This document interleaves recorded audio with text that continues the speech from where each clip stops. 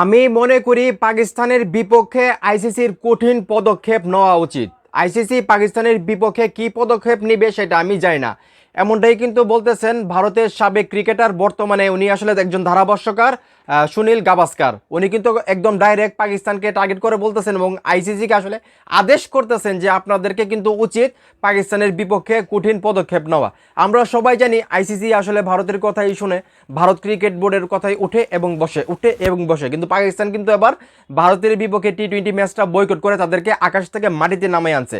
তো সুনীল গাভাস্কার কি বলতেছে সম্পূর্ণ কথা আমি আপনাদেরকে পড়ে শোনাচ্ছি।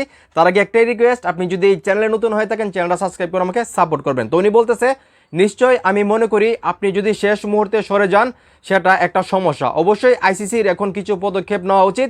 আমি জানি না তারা কি পদক্ষেপ নেবে, কিন্তু এমন কিছু নেওয়া উচিত যাতে ভবিষ্যতে অন্য কোনো দল এসব করার কথা চিন্তাও না করে। ভাইরে ভাই, ডাইরেক্ট অ্যাকশন নেওয়ার জন্য উনি কথা বলতেছেন। তো যাই হোক, সুনীল গাভাস্কারের এত লাগলো কেন সেটা আমি বুঝতেছি না, কারণ এটা তো আইসিসির লাগার কথা বা ভারত ক্রিকেট বোর্ডেরও লাগার কথা না, ঠিক না? লস হলে আইসিসির হবে, লস হলে ব্রডকাস্টারদের হবে। ভারতের তো মাথা ব্যথা উঠলো কি লেগা, সুনীল গাভাস্কারের তো মাথা ব্যথা উঠলো কি লেগা ভাই, আমি বুঝতেছি না। তো এখন এই মুহূর্তে যারা আমার এই ভিডিও দেখতেছেন, এই যে সুনীল গাভাস্কার আইসিসিকে বলতেছে ভারতের বিপক্ষে কঠিন ব্যবস্থা নেওয়ার জন্য, তো এই কথাটার মানে কি ভাই? মানে তাদের এত মাথা ব্যথা কিসের কারণে বা তাদের এত ফাটতেছে কিসের জন্য, সেটা আপনাদের কি মনে হয় সেটা অবশ্যই কমেন্ট করে জানাবেন। ভিডিওটা ভালো লাগলে অবশ্যই শেয়ার করবেন।